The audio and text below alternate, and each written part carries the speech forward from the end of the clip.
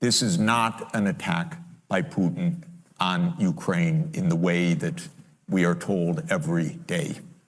This started in 1990, February 9th, 1990.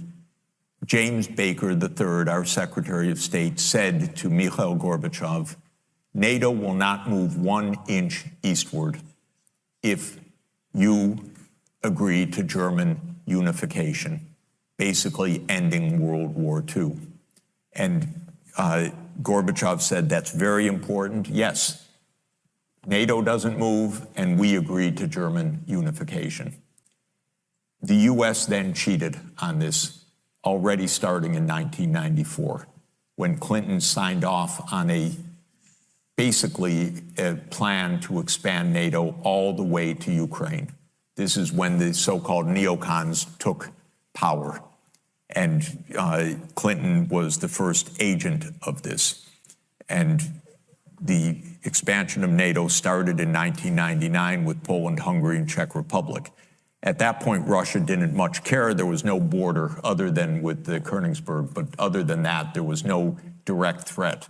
Then the US led the bombing of Serbia in 1999. That was bad, by the way, because that was a use of NATO to bomb a European capital, Belgrade, 78 straight days to break the country apart. The Russians didn't like that very much. But Putin became president, they swallowed it, they complained, but even Putin started out pro-European, pro-American, actually asked maybe we should join NATO when there was still the idea of some kind of mutually respectful relationship. Then 9/11 came, then came Afghanistan, and the Russians said, yeah, we'll support you, we understand, to root out terror. But then came 2 other decisive actions. In 2002, the United States unilaterally walked out of the Anti-Ballistic Missile Treaty. This was probably the most decisive event, never discussed in this context.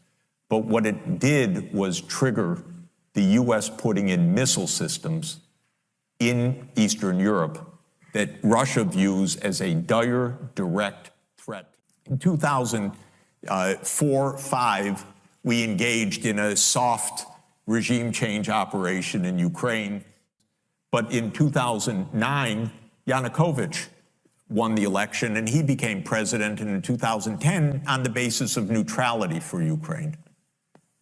That calmed things down because the US was pushing NATO, but the people of Ukraine on the opinion polls didn't even want to be in NATO. They knew that the country is divided between ethnic Ukrainian, ethnic Russian. What do we want with this? We want to stay away from your problems.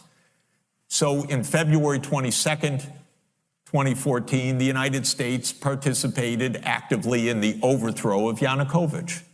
A typical US regime change operation, have no doubt about it.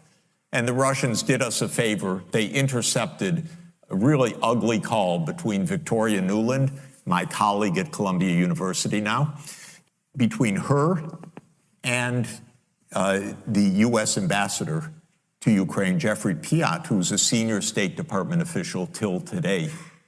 And they talked about regime change.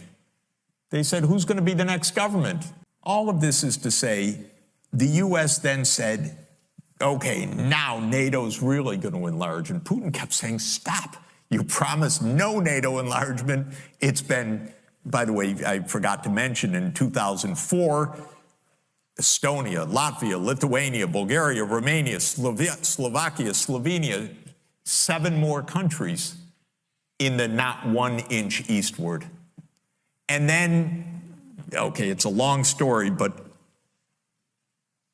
the US kept rejecting the basic idea, don't expand NATO to Russia's border in a context where we're putting in goddamn missile systems. After breaking a treaty, 2019, we walked out of the Intermediate Nuclear Force Treaty.